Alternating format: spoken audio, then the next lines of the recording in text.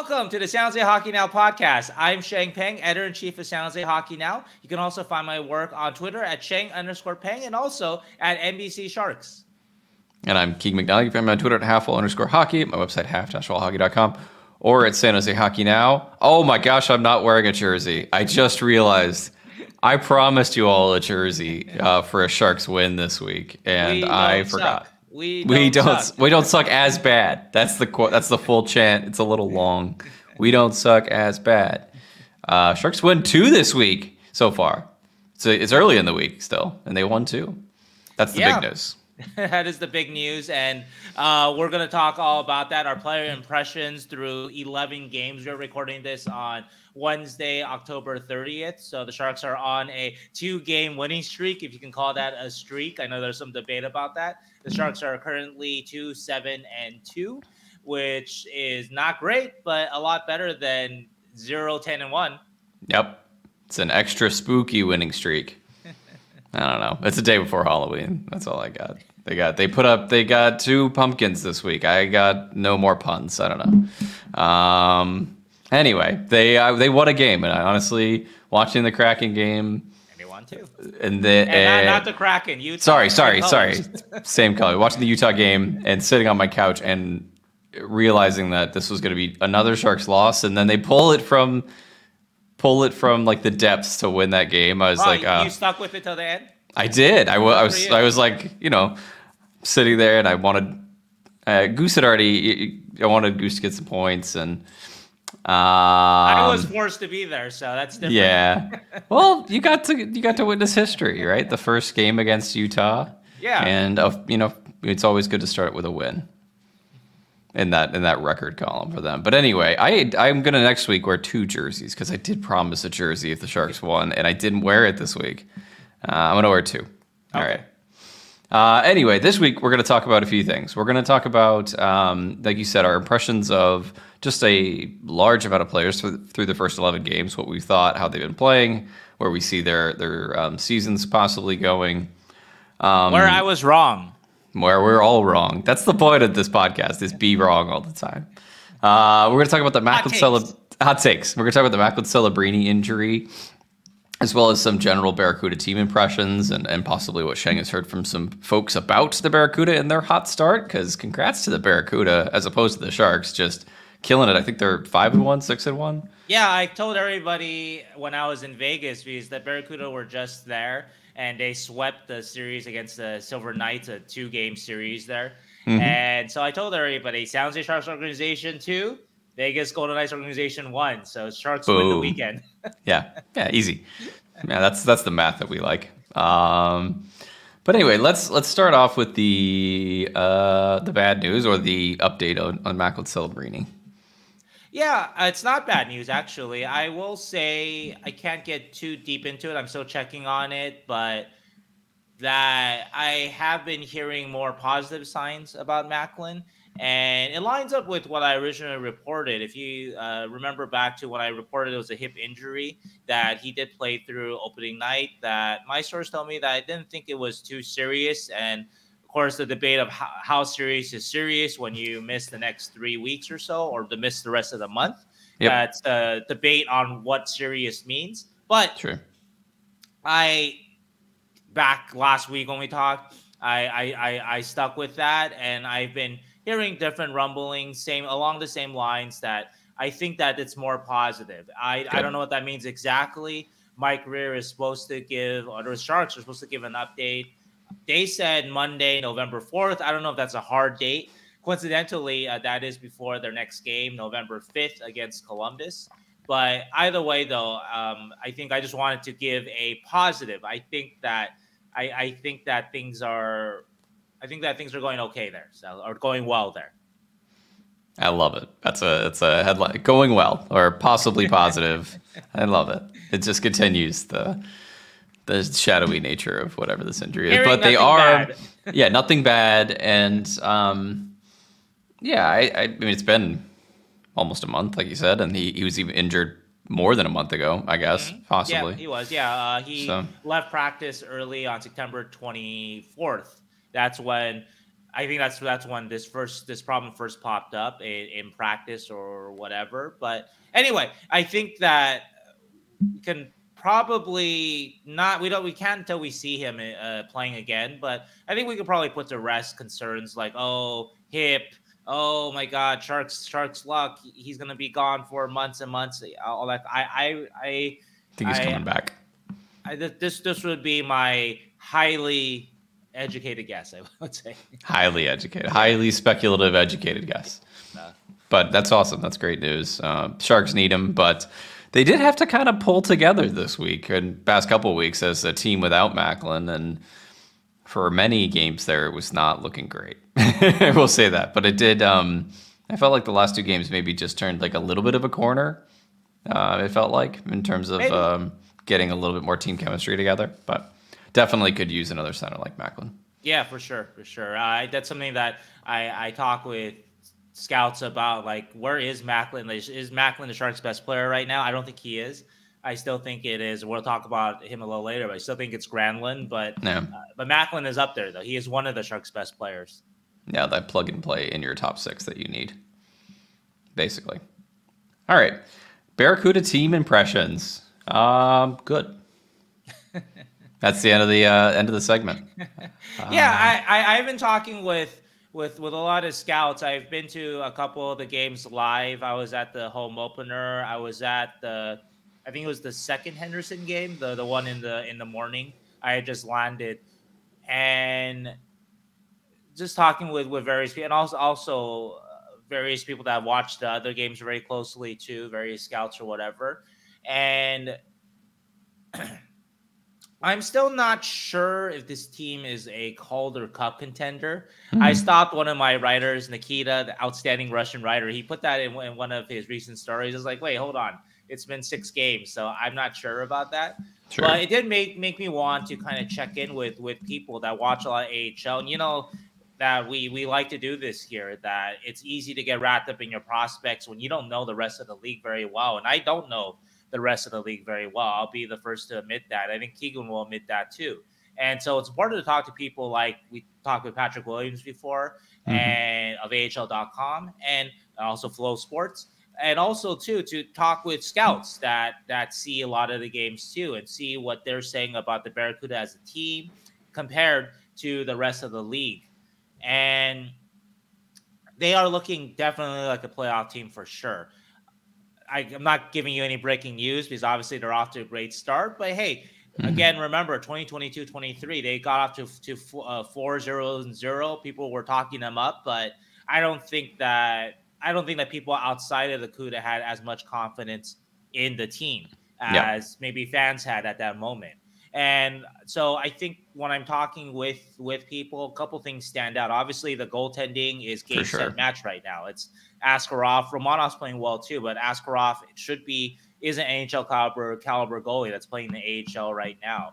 And then if you look at their forward group, actually, it's very well balanced. People kind of made fun of when I was at the Henderson game, and I noticed how good the Van Roodboys line was. Van Roodboys, Houlet, and Anthony Vincent. Yeah. But if you want a good team isn't just made of your top 6. A good team is made up of all 4 lines. And the Barracuda right now look like they have a good-looking 4 lines. Not just the 4th line, not just top-heavy first and second line. So I really like the 4th line and sort of the identity that they set at this AHL level. I don't know if any of these guys will ever play in the NHL, but they've done a really good job of just playing a direct forechecking style. This is a mark of a good team, that you have a 4th line that does its job and does it really well. And yeah, because many years past, the Barracuda's 4th line would just be kind of journeyman guys between ECHL, AHL, college free agent guys that kind of just are there on PTO or ATOs. And it's kind of just like smashed together. It's not really like an identity line. So yeah, it's different this year. And I think the power at the position groups is a lot improved, right? Like you mentioned, the goaltending, the defense, Cagnoni's putting up a ton of points and like leading an offensive, like leading a ton of rushes from the back end. The front, they have good scorers, guys like Graf that are just connecting plays constantly. Beasted's been great. Yeah, it's just like a lot more impactful players at each position. That I will say you mentioned like it's the beginning of the year, they're 5-1. 2 of the games they did win are against Iowa, which Iowa's awful. Iowa started, I think they've started like 1-7 this year. I think they're supposed to be good. That's what one of the scouts told me, that they looked at the talent. They saw a good team there, but obviously not in the record so far. Yeah, they're bad. They do play, and their next game is against Coachella, which is like the dragon for the Barracuda. It's like dragon for a lot of teams in that conference, right? So that's going to be the kind of that's on. I think that's tonight. Yeah, it is tonight. I believe. Yes. Yeah, so that's going to be only a 1-game homestand too, which is kind of weird, but. Yeah, and they're missing Ethan Cardwell, who recently got called up to the Sharks. Right. Which we should just. I mean, we're going to mention him when we do our impressions. We'll get to him. Yeah. Congrats, Ethan. That's awesome. I wanted to continue on though about no more fourth line talk. I know you guys like. I need like a bell counter for Sheng ringing for a fourth line player. I'd love it. I like, honestly, what it is I when winning team, you need many parts, and the top 6 guys, they get enough credit, and so they don't need. They've played great. I will get to them too in a second too, but the bottom 6 guys, when you're on a winning team, they don't get enough credit. The bottom pairing guy, and a lot of times for a winning team, you're as good as those guys can take you. And anyway, so I like the identity that fourth line has set. They've also scored a lot of goals too. I don't know if that'll continue, but they've scored like 4 or 5 goals this year as a line, which is really, really good for a fourth line. But anyway, onward with the forward groups though, or the forward lines, that what the Barracuda have done this year is that they've really strengthened their middle.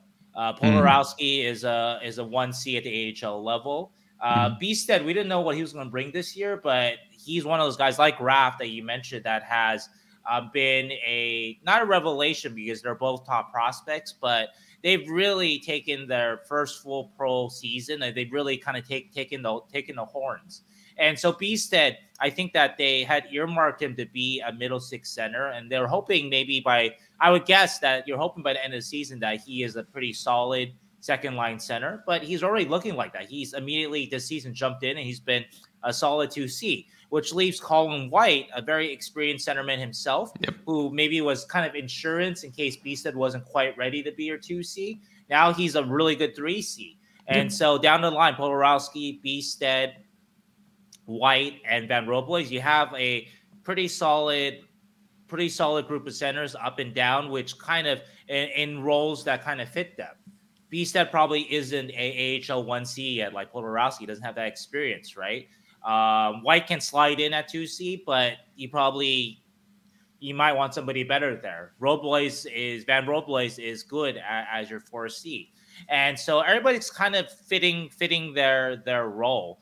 I think that when we talk about though the Barracuda and maybe challenging for the Calder Cup, obviously, of course, now we're really early in the season, so you got to stay healthy. You need to keep Askarov healthy. The forward group and the defense, they're going to get not picked apart, but obviously you mentioned Cardwell, right? So you're going to lose guys, and you have to kind of deal with that, compensate for that. But I think that if we look big picture though at a healthy-ish Barracuda team, I do wonder about the defense. I don't know if it's quite good enough.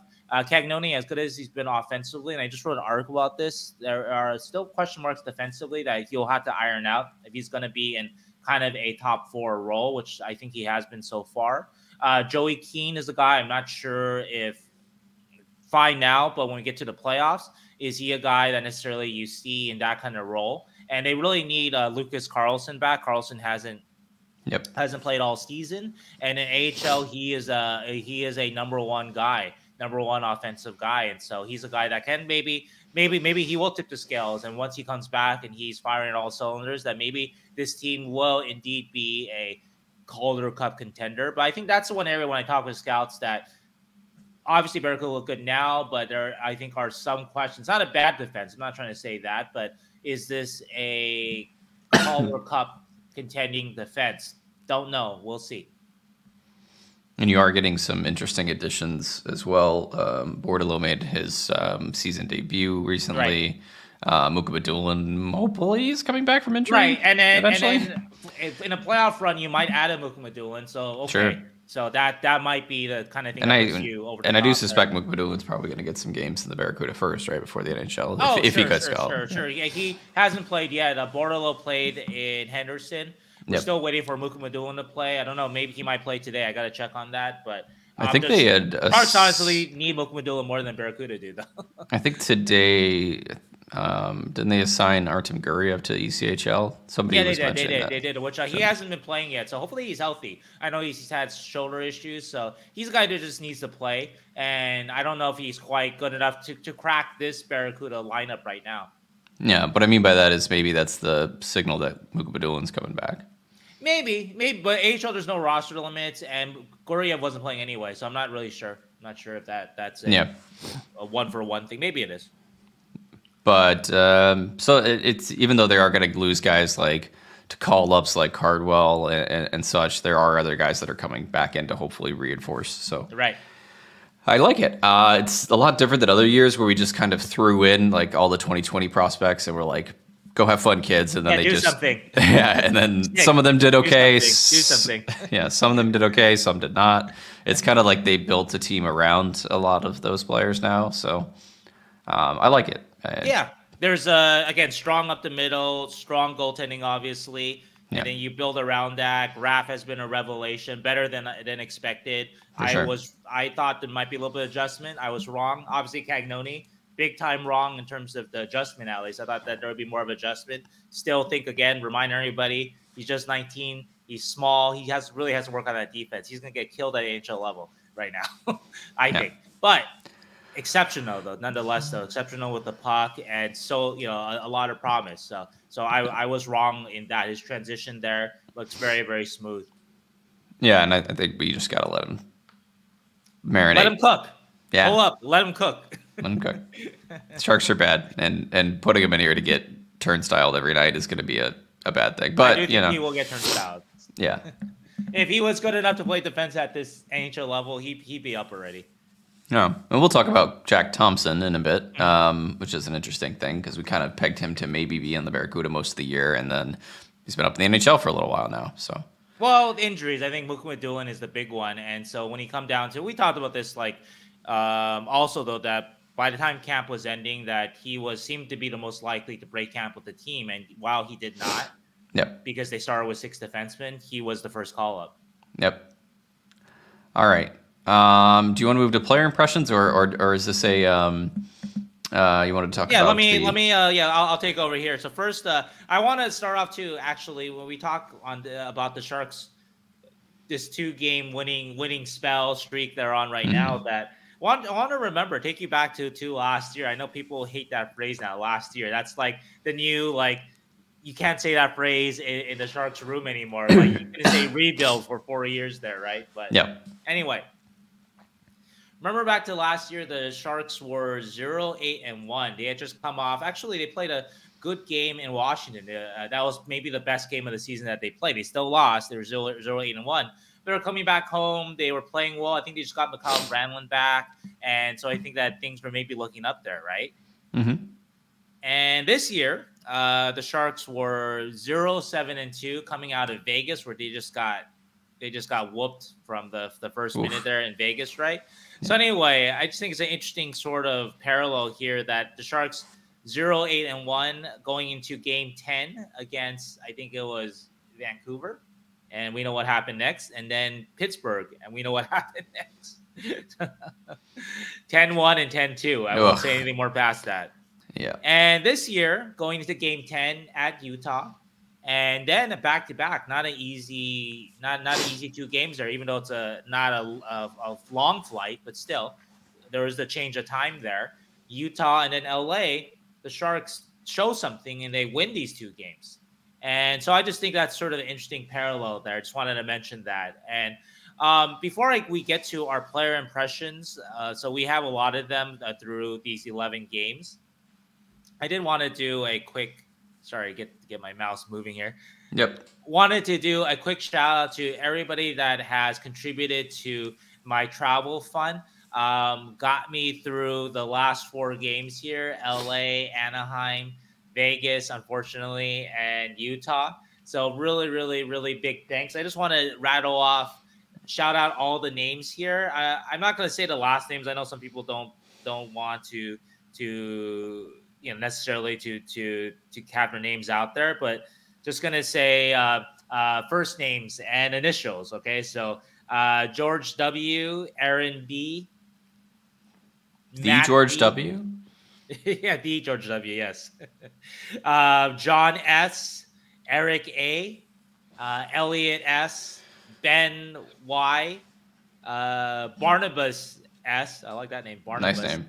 Yeah, Jeffrey B, Nick A, JK, Darren P, Aiden C. And sorry, I'm just literally reading off my Venmo, and then I'll read off the PayPal. If you do want to contribute, the Venmo is Sheng Peng, I think. It's just Sheng Peng. Anyway, Brian L, Aiden C, if I didn't say that, Anthony G, and actually going back a month or so, Jazz Deep H, thank you very much. You've been a consistent contributor. Mm-hmm. And very quickly on the PayPal, just rattle off names really, really quick. So thanks for your patience, guys, for listening to this. But I really want to thank you. Like, I really could not be doing this without you. I mean this seriously. So the way my travel works, I do get some trips. NBC helps on some of them, right? But they don't help on most of them, to be honest. And so so this one for sure, this most recent one, NBC is not sending me out to cover a Macklin Celebrini list Sharks, just for example. But I just want to say a few more names too. Richard W, Selena L, Andrew C, Dylan C. Probably should have just written these all down. Mariu O, I'm sorry if I said your name wrong there, but thank you so much. Renee L, Heather S, hi Andy, Frederick R, Michael K. Michael, thank you for being a longtime subscriber and contributor. Robert S, Jim S, Paul G, Edward S, Scott P. Thank you again, Scott. I know that you're long time going back to the Facebook lives. You've been with me. Sharon G, Mark G, Michael K. Thank you again, Michael. Carl M, Jonathan T, Deborah H, Arthur M. Arthur, you've been there from the very beginning too. Thank you so much. And yeah, I think that's actually, I mean, there's some from even over the summer. I just see one here. Lars H, thank you very much. I didn't shout you out in an earlier podcast, but anyway, I want to thank everybody and want to get back to the show, but just know once again that your contributions go only to my travel fund, and I will travel to the end with it. Last year in March, if you remember, I went on a 6-game road trip. I think it was 6 games. They got absolutely pummeled everywhere they went. They lost all 6 games, if I remember correctly. Philadelphia, Nashville, Pittsburgh. It was not a road trip that there was any business in going to, because there's not a lot of interest in the team, but you guys care. You guys wanted to be inside, and hopefully I've backed that up with my reporting during this road trip. Exclusives like Thomas Hurdle one-on-one, talking with actually some stories that even haven't come out yet, some really fun ones. William Eklund, actually a little bit of a preview, talked with William about sort of his feistiness and getting people mad at him and things he's actually doing on purpose to get people mad at him.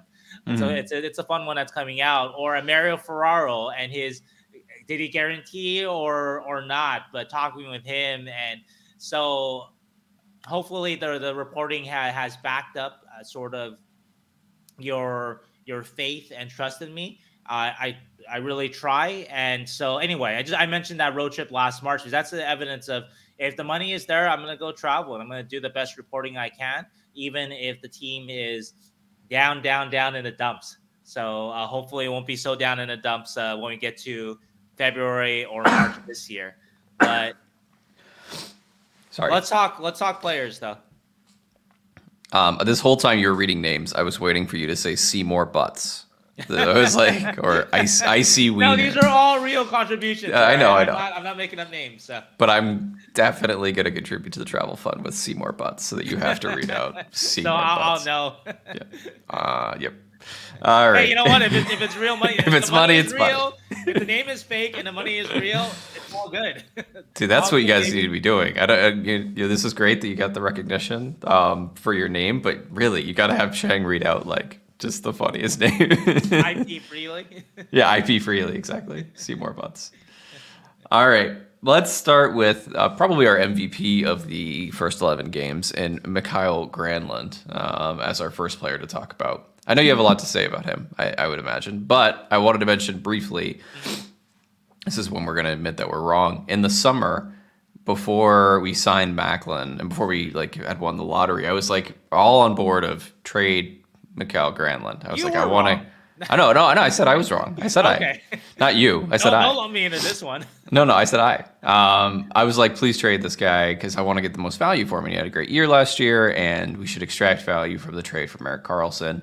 And the more I watch Mikael Granlund, I'm I honestly don't think he's going to age that poorly. And he seems so comfortable here and such a good, fit with this team that I don't know, re-sign him. I think he could do well here in a couple 3-4 year contract to just kind of bridge the gap between the young guys and the old.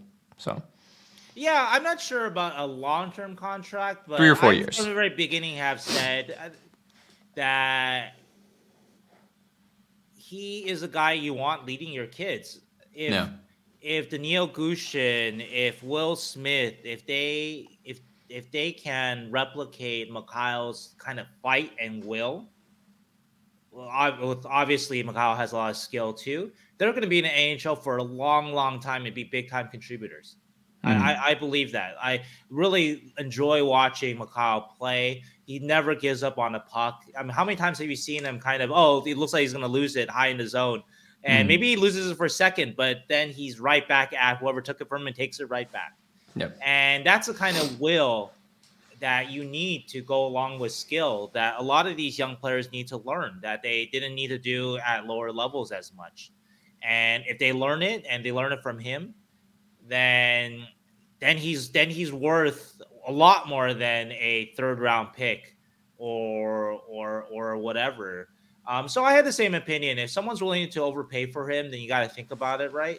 Sure. I do not think just because he's putting up points, because he is still, there are some limitations to him as a player that he may not be what a team is looking for on their 3rd or 2nd line. So I don't know if he's automatically going to get you a 1st round pick, but yeah, he contributes so much to the team though. And again, not just what he does on the ice, but off the ice with these guys, that he is not a guy that I would trade lightly. Of course, I've always said that. Yeah, it's kind of, and like you said, I don't think he's immediately going to get you a 1st round pick. So everybody also mentions that whenever somebody says re-sign him, they're like, oh, we could get a 1st round pick at the deadline. I'm I don't know if you can. Some teams don't believe that. He hasn't been able to do it. Yeah, in recent years, right? Even this past trade deadline.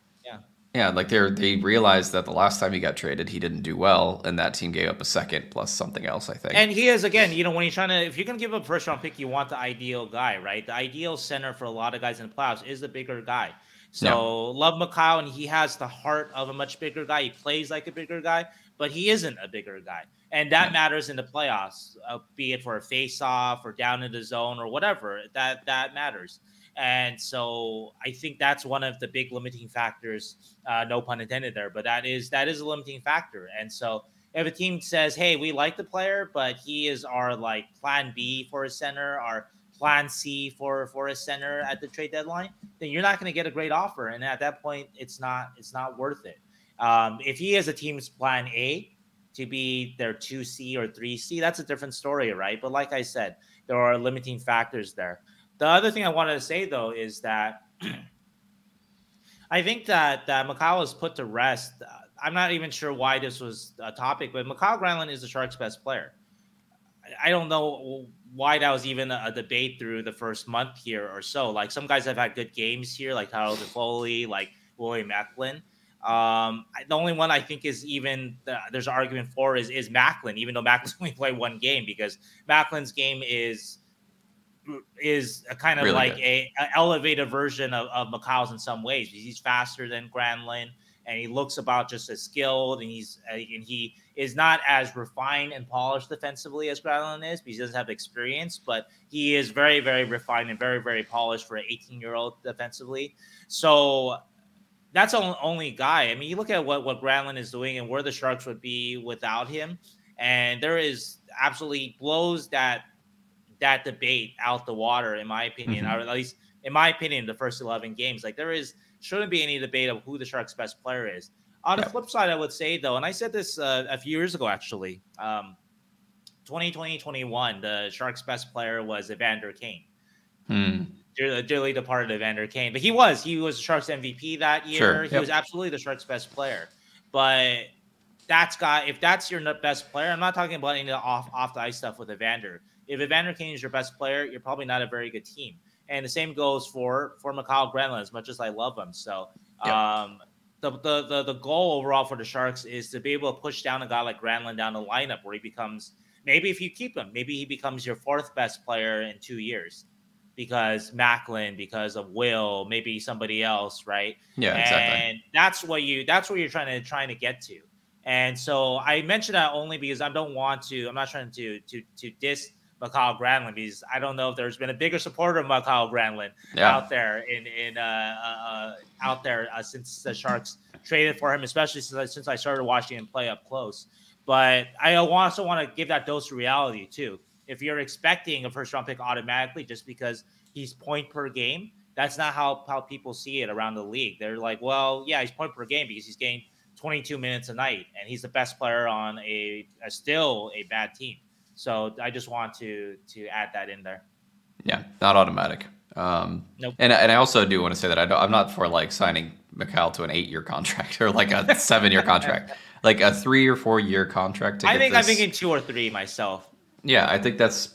I don't know if you would want that. Maybe he wants like a 5 or 6 year deal. I gotta check on that, but I'm under the impression, I would say, I haven't checked on this yet. I will, because now it's become a topic that I think he's happy here. I think he said it to us like in media, but I think he's happy here. I don't get the sense that he is there's nothing wrong with it. Like that getting that Stanley Cup is like killing him. Like it might kill like Logan Couture, or maybe even a Tomas Hertl or something like that. That's the sense I get, at least. And again, that's not saying anything about his competitiveness, because you see Mikael out there and he's as competitive as any of those guys, but just different priorities. So his prior contracts have been 3 years, 2 years, 3 years, 4 years. So he's been like kind of in the small range of contract years, which either is a good thing or a bad thing. Either means he's comfortable with that, or he wants the big one. The one that's 6 years instead of whatever. And he's 32, going to be 33 in the off season. So this is going to be the last big contract he signs, probably, regardless. So we'll see. But yes, a couple things, because it's mentioned on Twitter. May not get a first round pick for him anyway. I mean, if you get an offer you can't refuse, or you get a great, like, say, puck moving defenseman prospect or something, yeah, I mean, I think that's probably where the Sharks need the most. So maybe you go for it. But when you lose Mikael Granlund, though, you're not just losing points, though. I think that's what people do forget. And it's not just leadership as this like sort of etherish thing that you can't describe. Literally, you see the leadership on the ice. You see how he competes for pucks as a skilled player, as the Sharks' best. Yeah, as a 5'10" skilled player. Great point. As a 5'10" player, that's everything that you want in your organization and everything you want in a player. And you don't trade that away for nothing. Yep. Yeah, he's had a great start to this year. 13 points in 11 games for Mikael Granlund. So he was great last year too. Yep. All right. Next on the list is one Tyler Toffoli. Tyler Top Titty Toffoli.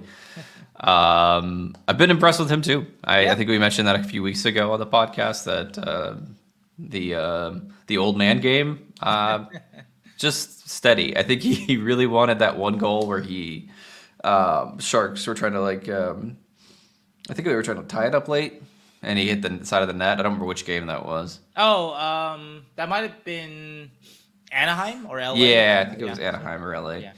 Anyway, I remember him this close to getting the Sharks that goal. But he's had a great run ever since that. He's put up 10 points in 11 games. He's looked very comfortable as well. I think that we should talk about that line just because they're on the ice a lot, in general, and they get scored on a lot. But they also, I think they kind of have to give and take a little bit because they're the only, consistent, skilled line that can actually put up points that they...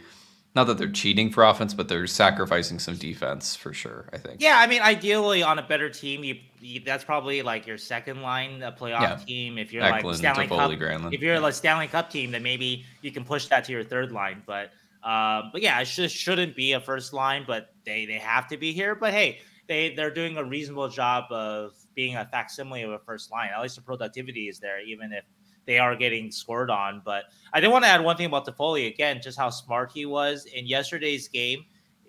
Beginning of the third period, the Sharks came out with a lot. I was really, really impressed with how the Sharks played yesterday, and I wrote about that. But 3 minutes in, the fourth line had a great shift. That's Sturm, Grundstrom, and Cardwell, just a no BS shift. And they draw a penalty, delayed penalty, and then they're able to change over lines to get the power play out there before the whistle. So it's basically a 6-on-5 there, right? Mm-hmm. And love what Toffoli does here. So onto the late penalty, super smart. He passes it completely out of the OZ to an empty point. And at first you're like, what is he doing? But he's doing it because he's trying to get that wholesale line. He was out there, but I think he was still out there with some of the fourth liners. He wanted to get it out there to the defense so that they could do a wholesale change and go back in 6-on-5. And that's kind of the small stuff. And I also want to add with Toffoli too that it's, I think, really good to have a guy like that. And guys, we're not going to talk too much about a Barclay Goodrow, but even a guy like that or any of your leadership, Mikael Granlund, have more of guys like that. The Sharks had Granlund and Condon last year, but they didn't have enough of these kind of guys. So adding Toffoli and Goodrow and Cody Ceci, not wearing a letter, but definitely a leader too with his experience. But anyway, having guys like that to kind of, you win that game in Utah, that's emotional high, and then it's only one game though, and that's what that was what they were all trying to say in the locker room, even though they were clearly happy beyond belief to get that, beyond relief to get that monkey off their back and get that first win, right? Even the Stanley Cup winning veterans too, they were happy to get that monkey off their back. But also you have guys to remind everybody, hey, that's just one game though. We got to come back against LA and have a similar effort, and they did. And so that's another thing I want to add about the importance of having leadership like that, that's been through it, that knows when to kind of, hey, we celebrate for an hour here, but then we got to focus on LA. And obviously you have the coaches who say that, but you need the players. Ultimately, you want something. Actually, I had a great conversation with Nico Sturm on this road trip, and going to come out with that story soon too. But you want a team that the players coach the room. The players coach themselves basically, and that's what Nico had in Colorado. And eventually, Sharks aren't going to get there this year, but you want a little more of that than last year. When last year it just was kind of a mess. You know, you had some leadership guys, but then you had a lot of guys who weren't leadership guys. And so it really didn't coalesce. But this year, you have more leadership guys, and maybe they start to coach themselves a little more. And Warsawski doesn't need to step in as much. And so anyway, that's something else about Toffoli I wanted to mention. Love it. The third line mate on that line is one Lord and Savior William Eklund, who has put up 8 points in 10 games, which is actually fairly good for your second full NHL year. And I think he's had, some bumps in the road, and there's been times when I've definitely been a little less than impressed, but then a lot of times when I'm like, yes, he deserves to be here. And he's a super young player, so that's going to happen. But he's improving, I think, as well. And looking more comfortable in that role, even if and they were losing a lot, so it's tough to to really blame too much on Eklund. But up and down is the way I'd put his year, but still overall positive. Yeah, I absolutely agree with that. I don't think that there's any, again, I don't think there's any argument that he's not the Sharks' best player. Not even close, really. But he's a really, really good player, though. And he's a nice fit for that line. And he's getting better and better. And so he's better than he was last year. And so I think there's not a lot of notes there. He's progressing at a really good clip. And I think just be careful with putting too much on him. Like I said, if you start to say, I mean, I know you're joking about the Lord and Savior stuff, right? But if you start to put that on him, I don't know if he's going to be that kind of player. But is he getting better? Is he better than he was last year? He definitely is. Is he rounding himself out to being a really excellent second line guy on a really good team, maybe even a first line guy? We're seeing it. And so, yeah, I've been very impressed with him overall this year. And you see sort of things he's sort of getting better at. Like, you want him down low making plays. I think that he started off, I mentioned that first couple games, I don't think he was doing that so well. But I think that he's doing that more. I love the feistiness. I guess the one tease in the story that I'm working on is that he is saying things to other players that are making them mad. And he won't say what he's saying to them. Interesting. But he has that personality, and so yeah, love to see it. Actually, I remember. I don't think this is going to make my story, so I can mention it here. I was talking with William, and Nico Sturm happened to be next door. And when I was done talking with William, I was like, Nico, do you love seeing Eki get in people's faces? And Nico was like, I love it so much. So feisty, so happy William to Eklund. see a skill guy doing that. Yeah, feisty. Yeah, it was interesting. They took him down off that line for like a half of a game, a quarter of a game for like I think it was the Vegas game, right? Yeah. He started off. I mean, they elevated Gushchin. I think that was justified. Again, I think that on the tier list of Sharks forwards, I think they have Granlund and Toffoli on their own veteran. They've proven it. If they have a bad period, we count on them to kind of get back on the horse, right? And then Eklund is high, but he was, I would say, a tier below that. He still has to prove on a night-to-night basis his reliability. Yeah, but they're not going to be like, oh, you're getting scratched or like you're out of the lineup. It's more like, your limits will be changed a bit. Yeah, maybe you got to go down to the third line. Maybe you go down to the second line for a little bit. Yeah. The Swedish meatball himself is the next player, Fabian Zetterlund, which the name will catch on eventually. If the more that we watch the Swedish meatball be a wrecking ball out there on the ice, eventually it's going to make itself onto like NBC Sports. So we just got to keep going, y'all. I think it's too complicated. The wrecking Swedish meatball, just like not just the regular Swedish meatball. He's just like a but a Swedish meatball is not very threatening though. and he's Zetterlund threatening at his best does play a wrecking ball style. You want him to think like a wrecking ball out there. he's and yeah, actually I was going to mention that progression in the past couple of games where he's just kind of throwing his weight around a little bit more and throwing out his physicality and scoring touch. Because the first couple of games he was just kind of around, and I think he had a few goals. One of them went off of his leg, I remember that. And he was just kind of there, not really affecting play that much. Just a little bit of physicality, but not really pushing play at all. Right. In the past couple of games, he's been actually back to his normal from last year's self, I think is the way to put it. Yeah, and what I love to see, and this is the part where I get to say that I might be wrong. I'm not. It's only 11 games, so I'm not going to give it up completely yet. But I had a lot of questions about how Fabian was going to deal with being a less important player on this Sharks team, being behind Tyler Toffoli for ice time, being behind Macklin Celebrini, who's not here, but just being like, Fabian has not been on the first line all year, pretty much. He has not been on the top power play unit, and yet he has 6 goals in 11 games. He's tied with Tyler Toffoli with the most goals. And I don't think that Fabian's going to keep this up. He's scoring at a 40-goal pace. He has a 22% shooting percentage. Nice. That's double of last year, which was already pretty good, about 11%. So I don't think Fabian's going to keep this up. But what he is showing me though is that he is a guy that he is a guy that can, like you mentioned, can affect a shift, even if he's not playing with the Sharks' very best players. Yeah. And that was really, really important for me to see this year because I wasn't sure if he was going to be able to continue what he did last year or go upward without Mikael Granlund, without William Eklund, without Tyler Toffoli, who I know he didn't play with last year, but I mean that if he's not playing with the Sharks' best players. And especially the last couple games he's been doing it.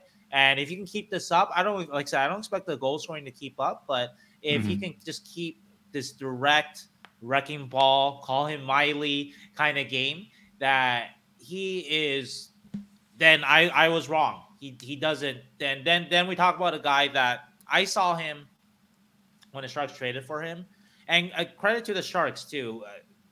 They were raked over the coals by a lot of people for the return in the Timo Meier trade.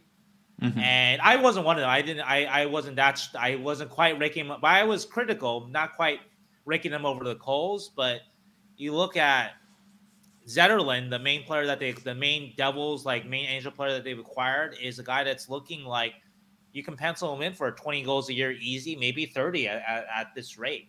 And so when they acquired him, I saw him more as he's going to be a good third liner, 15 goal guy, really, really useful player. And love the style of game he has, that kind of power forward style, right? You see that in the playoffs.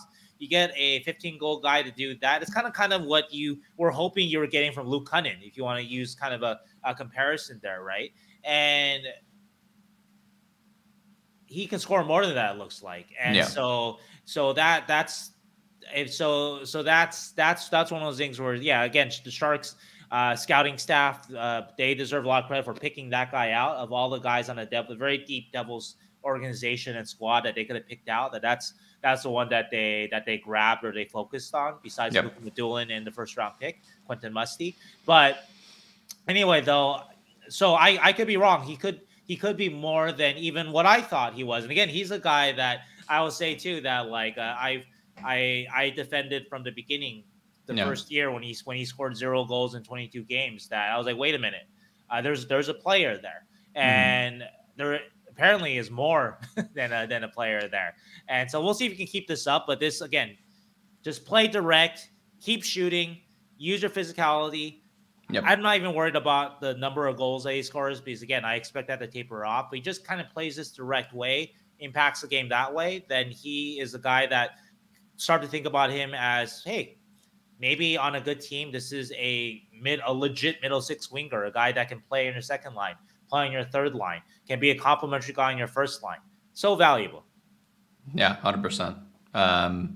These types that his archetype is, you're right, kind of like that Luke Cunnin, but he does seem to have a little bit more scoring touch. A lot more at this point. Yeah, and a little bit more. Not that Luke Cunning's not physical; he's very physical, but he, I don't know, I don't know. Just his physical play just seems more direct, I guess. He's moved from, I thought he was a rich man's Luke Cunnin to now he's a poor man's Timo Meier. Yeah, there you are. And these kind of guys can, because he doesn't have the other, a lot of the other skills, right, he's not a big playmaker. He doesn't have the dazzling deeks and stuff like that. He's not an amazing zone entry guy. So they can kind of go through stretches, even when he first came, where they don't score, so they're not really affecting the score sheet very frequently. So that could still happen. That probably will throughout this year. But it's good to see him at least having a very strong week for sure. Even when he's not scoring, just play north-south, get a lot of shots on goal. Yeah. We're good. And they've kind of now formed a pretty decent, second, I'm not going to say second line for a Sharks team with him, Gushchin, and Wennberg. They seem to be kind of clicking a little bit in the last couple of games. Do you want to talk? Let's talk about Danil Gushchin, because we haven't talked enough about Gushchin on this podcast. No, I'm kidding. I will say, first of all, I thought, what game was it? It was maybe 3 or 4 games ago. I was pretty convinced that they were going to send down Gushchin the next available opportunity and then call up somebody like Cardwell. And then he started to actually play well. And I think he's been playing a lot better in the last like 3 games. And he had that kind of, well, maybe 2 games. He had the that one game where he hit the post and it almost went Anaheim, in. the first period, he was really good in that first period. Really good. And then it kind of faded, and he had a pretty poor Vegas game.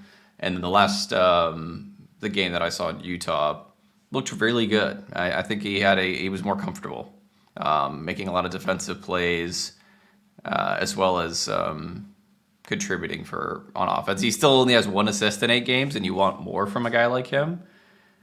But I think maybe they'll keep him enough time that he starts to get a little bit more comfortable. And they're giving him time with Wennberg and Zetterlund, which seems to be working. Yeah. I think I wanted to add that he's getting an opportunity here. So all the complaints about, he was on the 4th line, that was like a 1-game thing, right? Yeah. And he sat a couple of games. The Sharks were playing well in those games.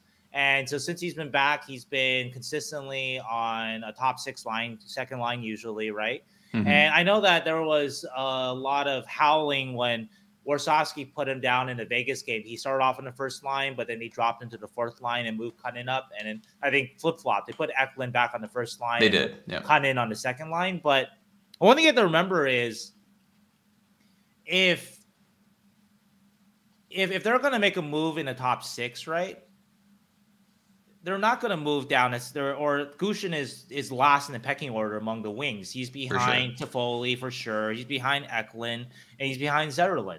Yep. So if Warsawski wants to change something up, Gushchin's going to be the guy that goes. And so it's not to say that everybody was having a great game in Vegas, because obviously everybody was having an awful game. And Gushchin was a little bit picked upon in a sense where it's like, well, he's not the only guy that's playing shitty. So I agree with that part of it, right? But again, if you're gonna move a guy down, it's gonna be him. And there are reasons why, because Toffoli, Zetterlund, Eklund have proven enough track record that Tyler Toffoli has had a shitty 2 periods, has had a bad period and a half, but this guy has scored almost 300 goals in his career. And he still looks good this year. So we're going to stick with him, because if we're going to turn it around, he's shown a track record of doing that. Even Zetterlund and Eklund, right? Not Toffoli's track record, but obviously they were very productive last year. And so if they're going to change up the top 6, it's going to be Gushchin that gets the axe. And that's just the reality of it. It's not. You're not going to drop Tyler Toffoli down to the 4th line unless he is awful, right? Yeah. And he wasn't any worse or better than Gushchin, really. But yeah. And so Gushchin's, if you want to change things up a little bit, he's the one who goes. And it's not going to be Granlund or Wennberg, obviously, too, because they're centermen. So it's not even a apt comparison. So I want to mention that, because I saw a lot about that. But then again, you got to look at the line construction. Who are you going to drop? And yeah, maybe you can drop Gushchin to a 3rd line, but I don't know. Maybe Warsawski thought the 3rd line had a little more going that game. Who knows for sure on that part of it, right? But that's a big point I wanted to make. That while it looked bad that Gushchin got dropped from the 1st and 4th line, I know the optics are bad. If you dig at really the reality of it, who else was he going to drop from that top 6? If you wanted to again change the flow of the game a little bit, I think with Gushchin overall, I see some good. I still see some things to work on. But hey, this is his chance. It would feel a lot better, of course, if he had a golden chance against LA yesterday, right? Crashing into the net there, and good on him for crashing in the net. And obviously the post in Anaheim. So that stat line will look a lot better with 2 more goals, right? Yeah. But I do see promise there. I see reason for them to keep him there. I don't think that it is. Yeah. He's been so good that you can't pull him off, but he's the best option that they have. And so he's going to keep getting chances until Celebrini gets healthy. And then maybe they'll have to mix that up again. But yeah, to be perfectly honest, and we're going to talk about him later on. I think if Kostin was even just a little bit more playable, that I don't think we should be getting as much runtime. Yeah. But he's been just unplayable. We're going to get to, I mean, we can, I guess we can. You want to? No, we can get to Kostin later. Well, one more thing about Goose. I think and I'm gonna. Yeah, that's just my thing. I talk about Goose all the time. I'm not gonna be mad if he does get sent down. Good. That's because fair. They've given him chances, and he's at least proven that he's kind of like holding his head above water in some ways, which is good. He's not getting murdered out there every night. So I'm seized happy. it though. He hasn't seized it, but I'm happy that he's not like the last 2 games, right? That's a guy. I mean, I started to interrupt you, but that's an example of a guy that I thought was just playing okay, even though he had some goals to start the season. The last 2 games, Zetterlund has seized, like, hey, okay, I'm not on your first line, whatever. Yeah. And Zetterlund got promoted to the top power play unit yesterday. Same kind of thing, because he was so good that the coach was like, well, yeah, I know. What are you gonna do? He's buzzing. We gotta put him out there. So, and I think Goose is helping to. Yeah, I think he's helping to connect plays on that line, but he's not really driving the play, and he's not finishing the opportunities that he's really getting yet. But I do also think that every year or every time he does jump a level, he starts off super, super slow and he gets better. And I think I'm encouraged by that. He's gotten a little bit better and he's still in the lineup. That hopefully some points start to kind of accumulate, and with even more injuries that have happened, hopefully he stays in the lineup. But if he gets sent down, it's going to be okay. I think it's been a decent debut overall. And there's still hope, even if he does get sent down. Yeah, and like you've said before, that maybe he might take off with just more. He's a guy that maybe needs a little time to get comfortable, so he's getting it. So it could be as soon as next game that you kind of see that takeover. Like we saw actually that Anaheim period, even though he hit the crossbar, I thought he was really good at that period, even go with or without that goal going in. So more of that, and more physical play too, and he won't send him down. Like that crashing the net, he's doing a lot more of diving underneath guys to get to the boards faster. He's doing a lot more physical work, at least trying to get there. It's a small guy, so it's a little tough, but seeing encouraging signs. And he does make smart defensive plays too. I think I remember reading one of your I think it was a post game after the Utah game. Yeah. And I was like, you mentioned Gushchin like 6 times making good plays. And I was like, Shang's watching. I'm watching. Yeah, I want to be fair to everybody, sure. And so still has the limitations of who he is as a player, and he does need to seize it, or else he's probably going to be, once Celebrini comes back. We'll see. I mean, there's injuries that happen all the time, and he is a good option, but there are guys knocking on the door from the Barracuda too. I would say one extra thing though, the development plan though that we didn't know at the beginning of the season with Smith and Celebrini, that actually might keep him up here, because then he sort of becomes your 14th forward, and he's a guy that you can kind of plug and play there and give him his chance to. It's not the greatest thing, because maybe you're sitting some games and whatever, but hey, you're still in the NHL, and you're gonna get these games, because sometimes sort of maybe it's not fair to Gushchin, because he's a good prospect, but the sort of the future of the franchise, they are sort of getting the red carpet treatment, and you just have to kind of live with what you can get, but you're still in the NHL though, and so maybe he stays longer for that reason. Anyway, I think it's time for him to just pot a hat trick, and then we can all shut up, and he'll be in the NHL. Yeah, it's fine. Exactly. All right. Last person on his line is Alex Wennberg. Let's talk about him. Also come on as of late. I think a little more comfortable for sure. I think with Alex, and I've said this from the very beginning, like I watched him from scrimmages and on that, and I think that he's a player that is, I think you could say, you look at the talent, and he should be maybe better than he is, more productive than he is, but he's still a really, really good player, still a really, really smart player. And so I think I think what I would say with Alex overall is that, I watch him, and I think every game in the last, and I'm not a guy when teams on a power play, shoot. Yeah. Every game in the last few, there's a play where I think he should have shot it there, and he doesn't. He's not in shooting position. But that's the reality of Alex Wennberg. He is a pass first player. For sure. Looking at the stats, he has Joe Thornton. Last year, he had Joe Thornton-esque shot attempt numbers. He doesn't shoot unless basically he's going to put it in, or maybe he changes it up every once in a while, but he's not a shooter by nature. So that's just, you got to take what you can get from him. That, like I mentioned, maybe he's going to be a guy that's going to leave you wanting more to some degree. But what he gives you, though, is still a lot, though. He's a guy that, when Celebrini gets healthy, actually, maybe Gushchin will be safe, because then actually Wennberg goes down to 3C, where he's perfect. But he's good enough to, as he has, slide up to a 2C. You see a lot of the skill, the size, plays in tight. He's a really good player, really, really smart player. But it is a little bit of what he's also what there's limitations too. Yeah, he's also the best, like probably the best Sharks face-off guy, or one of them, him and Sturm. So like he's going to get a lot of opportunity for being on like the power play just because of his face-off ability, right? In late game situations, overtimes as well. Just because you got to start the game with possession, they often put out like their best face-off guy to start the 3-on-3 overtime, even if it's a fourth liner. And Wennberg's a good face-off guy, so he is. He's a real pro player. I do enjoy watching him in terms of defensively. He's very defensively conscious. You see him working through the neutral zone on a back check. Usually in the right position. Sharks were really missing this last year, and I'm going to emphasize this again.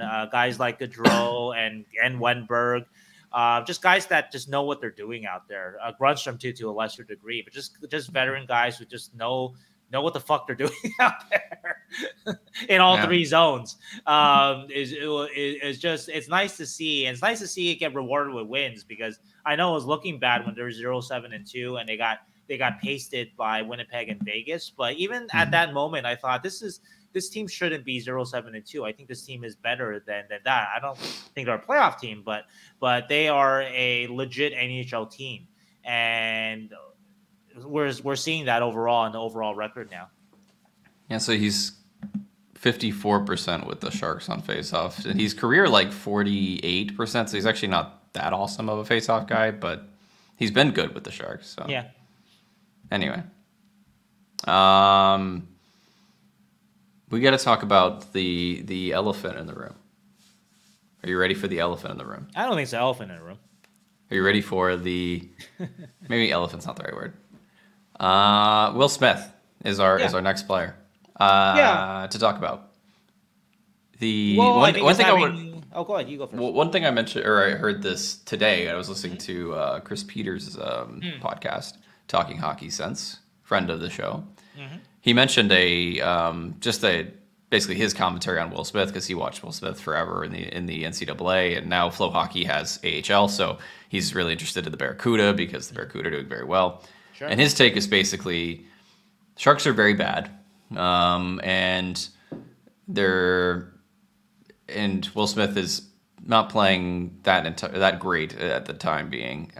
Why not just put him on a team that's playing really well and see if adding that kind of player to a team that's already streaking like the Barracuda helps bolster his confidence. And that's an interesting thought. That was from Chris I think his podcast a couple days ago.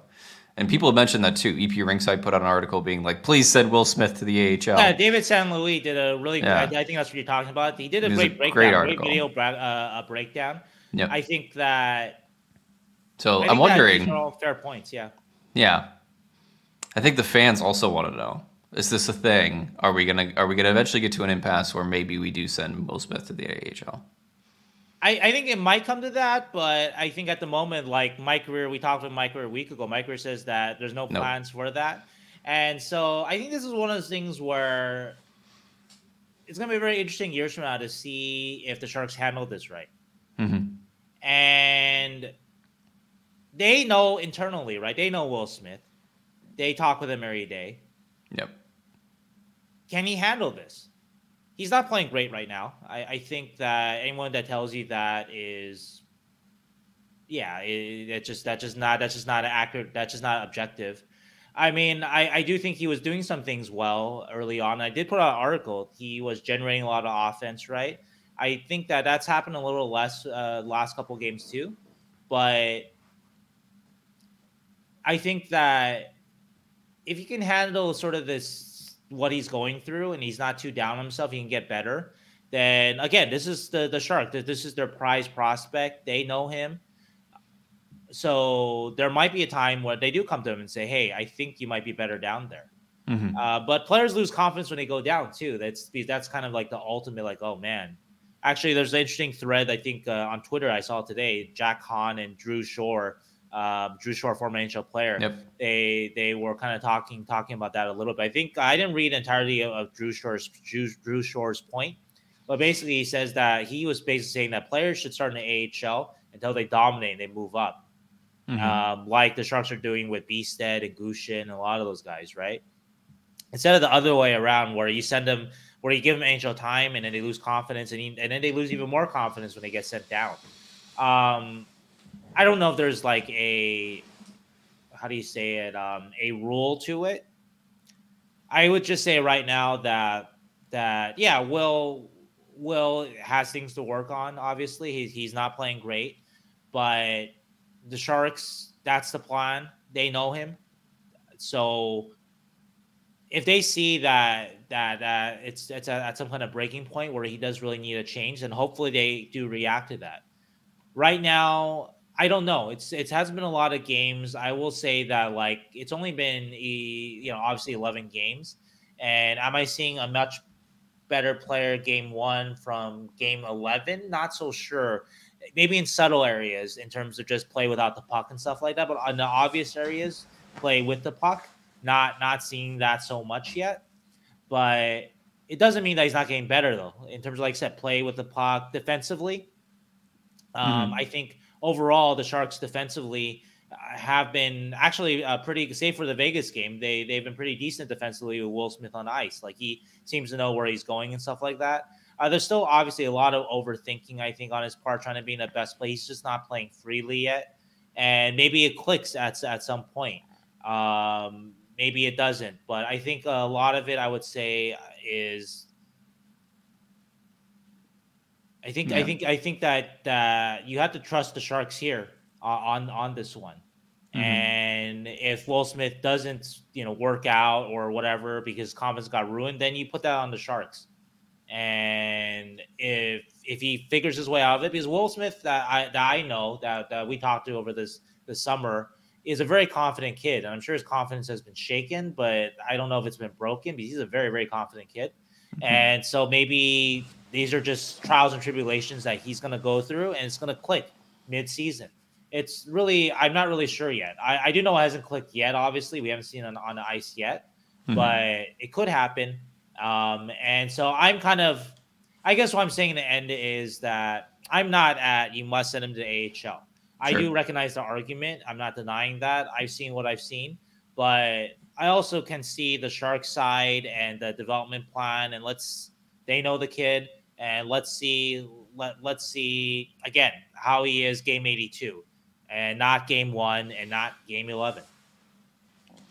And he's played 8 games, right, and has yet to score a point. I think the more concerning bit is he just hasn't been that close. Like there's been a few times when maybe he's kind of been close to like putting up something on the score sheet, and then that pass out front to Cunnin, but it's not like it's he's right there with that goal, like, or right there with that assist. Like it's not like that's happening multiple times a game. It feels like there's just a huge stagnation in his offense. I thought there was a little earlier, for sure, but yeah, maybe not the last couple of games.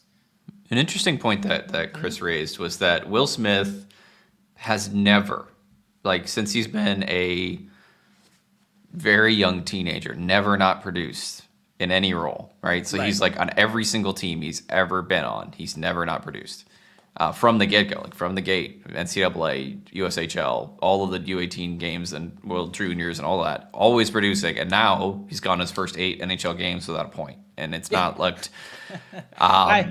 So I think you're right. I think his confidence is probably like, oh shit, what am I doing? And they got to find a way through it. They either got to keep him up and just keep,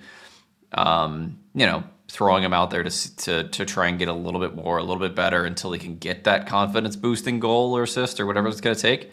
Or maybe they decide they do send him down, but yeah, don't freak out. A bit of research that I'm going to do maybe later. Like, when's the last time Will Smith has gone 3 games without a point?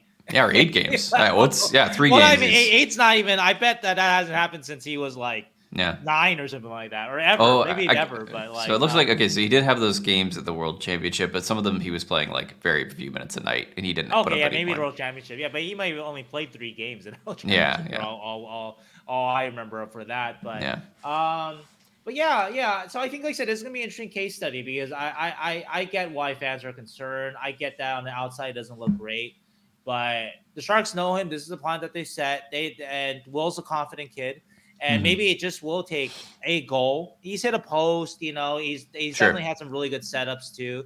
So maybe and he's had some 2-on-1 chances. And so chances to put things away kind of. And so maybe even yesterday in LA, he was in a kind of not a scrub, like it was basically chaos in front of the net. And maybe if he just gets that stick in, he can stick it in past Riddick for a goal there, right? He's right in the middle of that. So I don't know if it's as far as maybe it seems, sure, because he's still getting chances there, and maybe it just takes like that one goal and then kind of opens up the floodgates there a little bit. I'm not saying that he's gonna score one goal and be a point per game player, but maybe he just needs to get that kind of off his back. I'm not sure exactly his mentality, but you're right. Yeah. Maybe right now the depths of his lack of confidence, it's not the best idea. Yeah, this might be the low. And it might not be a good idea to be like, all right, now you're on the Barracuda. Yeah, I think that's the point that Drew Shore was making on Twitter. I haven't fully read it, but I thought that was interesting because Drew obviously has been through it. He's a guy that bounced around a lot of AHL time, right?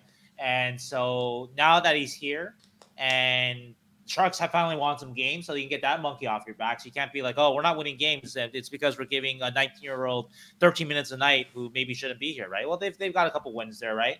So let's get him a couple points there, get that monkey off his back, and then so you start rolling a bit there. I think I'm gonna go back to this. This is a long time ago, but I remember there was some criticism of Warsawski putting Smith on the shootout, I think, against Dallas. And when Smith only played like 10 minutes a game, people were like, oh, he's cold, whatever. What better opportunity to try to give a kid confidence than to throw him out in a situation like that? Like, some people say he should be on power play 1, but I don't think he's deserved it. And that does maybe actively hurt your team because he isn't a top 5 power play player on your team at the moment, right? But a shootout, though, like that's absolutely do that because he scores, he sees the puck cross the line. Yeah, it's not a real Angel goal, but maybe that helps him. So anyway, I just was reminded of that. So be patient with Will, and we'll see. So I'm not convinced either way of anything right now. Is all I will leave it at. We are the Will See podcast. That needs to be our yeah, exactly. Like in quotes. San Jose Hockey Now Will See podcast. All right. Okay. Oh, the time is kind of. We might have to run a little more. I think we've been talking about the top 6 for too long. Ethan Cardwell made his debut.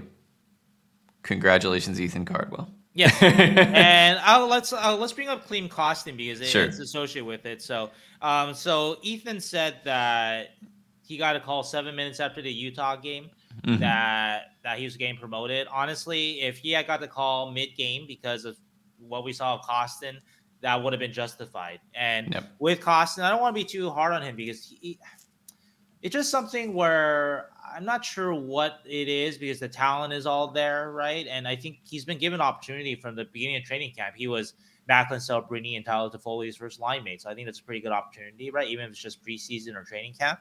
And I don't remember which game it was, but to me, this is like the Klim Kostin experience. Sounds like a bad roller coaster. Yeah, well, he makes these. I wrote it in my notes. He makes these very nice plays in the neutral zone to get out of trouble, but he's circling back right through neutral zone back into the defensive zone, and then at that moment where he's actually made some genuinely nice plays at skill plays in kind of a neutral small area, but still, or not like in front of the net, but still important area. Then he fires a stretch pass right to I think it was a King. Yep. And so I think it was the Kings. Yeah. And his guy that he was trying to hit was covered and he throws the pass direct. So to me, it's kind of like using an NFL analogy, like a quarterback that's scrambling, doing all this stuff, this awesome stuff, right? And then he throws it into double coverage. Yeah. Like, what do you like? Why? And it's just like that play that I pointed out in the Anaheim exhibition game. 20 seconds left. Yep. You're along the wall. Like, if the game's tied, eat the fucking puck. Yep. Or throw it against the wall. Don't throw it up the middle with 20 seconds left. That's like the last thing you do. And so that's the thing that, like, if you could cut those out, plays like that, then he'd be fine because he's really talented. Playable. Yeah, he'd be playable. But yeah, when you make mistakes like that, where just why did you do that? And he only plays 5 minutes a night. So for him to 10 minutes a night. So for him to be kind of showing up on my radar that way with that limited playing time, obviously the coaches. I mean, that's why Cardwell is here. And that's why when Dellandrea gets hurt, that it's not okay. Klim, here you go. Here's some. You take Ty's minutes. You've done a decent job on the fourth line. Here's some more minutes now, and do something with it, right? No, he hasn't even been passable. You know what? Gushchin has been passable, where it's okay. He's not great, but he's not making too many mistakes. Let's just kind of keep. We don't have a lot of choice. We don't have a ton of talent on this team. He's at least trying. Well, no, Klim is trying. I'm not trying to say he's not trying, but I guess there's something. Right. Maybe it's a mental kind of. I'm not sure what it is. But there's something where those are the plays though that are just really. I think those are the plays that are killing him, and those are the plays that make me think like they might just waive him because those are the ones that just not reliable. You can't trust the guy. And let's talk about do you want to talk about Klim a little bit, or do you want to? I just real briefly about Klim. The big issue is obviously like those turnovers, or he'll try to take the puck one-on-one and then just lose the puck and kill rushes a lot. Or he will, if he does make a deke, he will then immediately turn the puck over with a bad pass or something like that, where it's like the play gets like 50 to 60% there, and then he does something dumb. And then, not dumb is not the right word, but you know what I mean? Something that like is ill-advised. How's that? But I want to say the one-on-one stuff too. I don't mind so much because look, you want him to try to make plays. He is a skill player. That's a little more okay. But then again, you make these skill plays and you throw into double coverage. Yeah.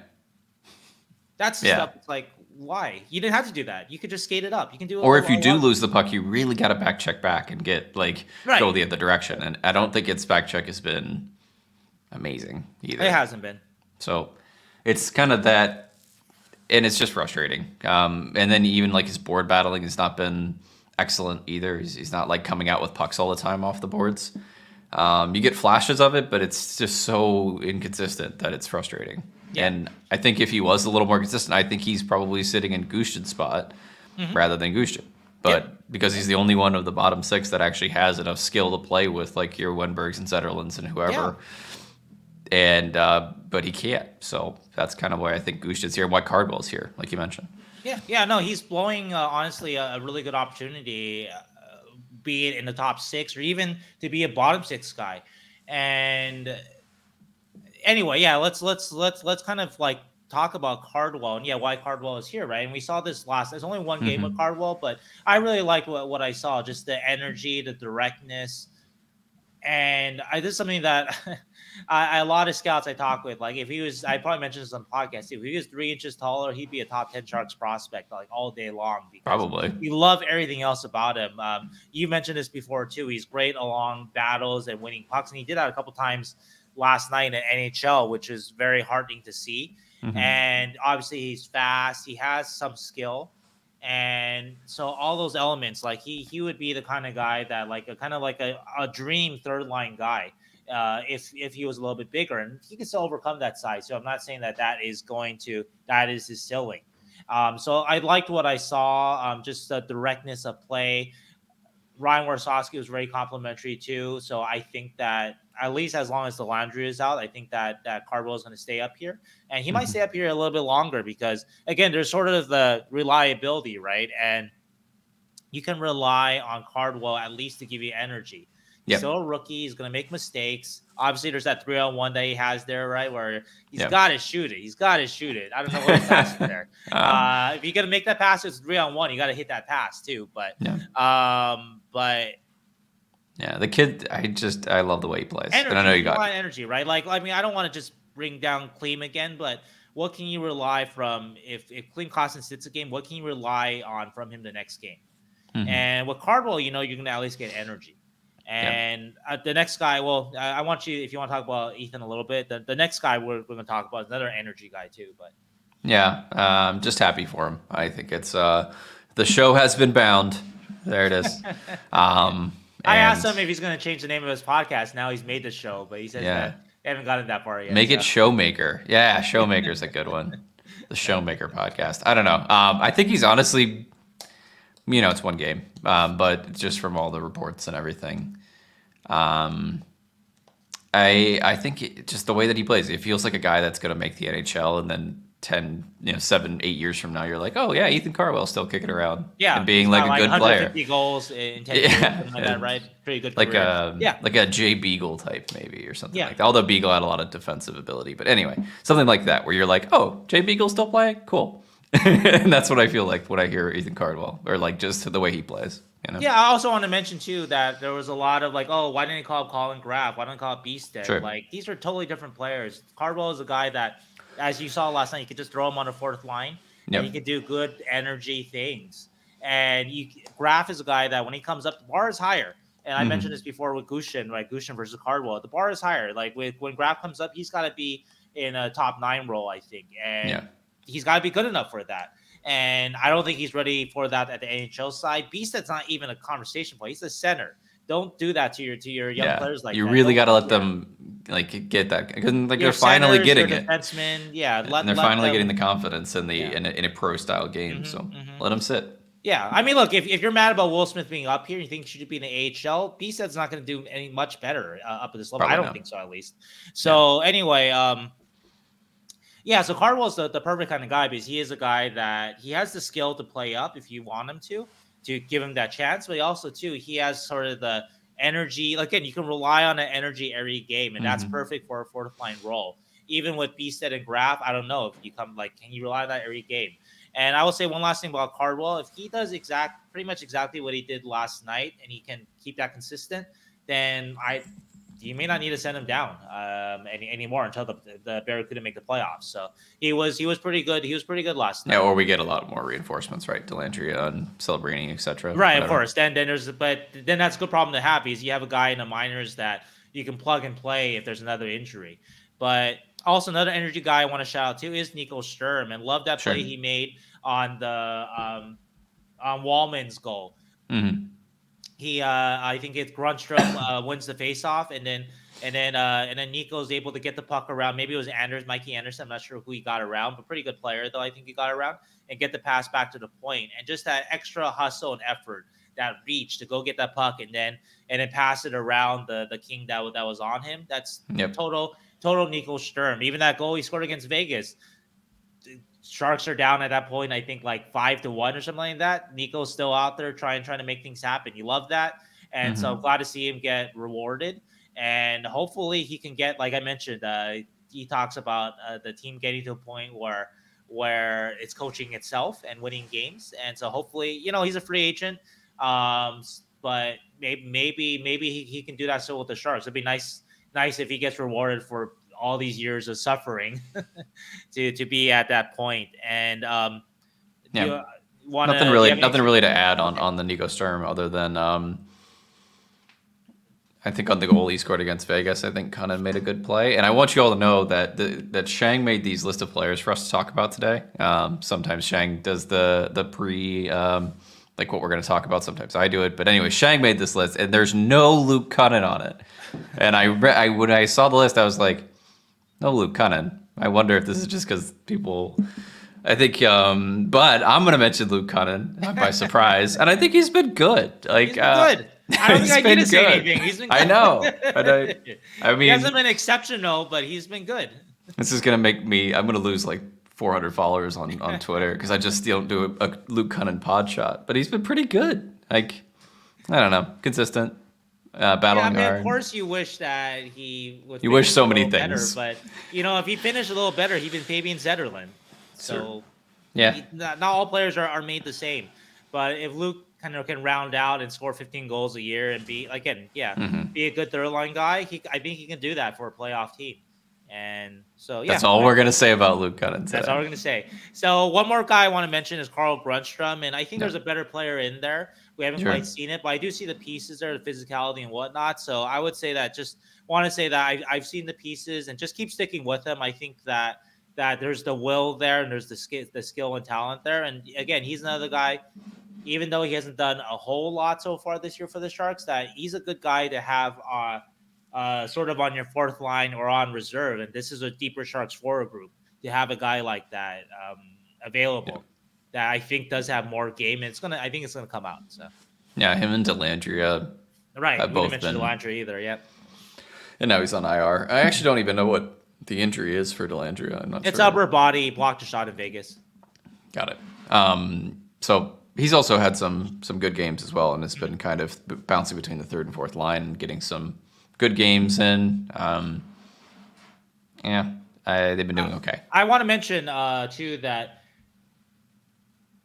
this is the reason why you have players like you bring in these compete players like Dellandrea, Gaudreau, Toffoli, who's a goal scorer, but he's also a compete player, and Grundstrom, right? Because they keep games close.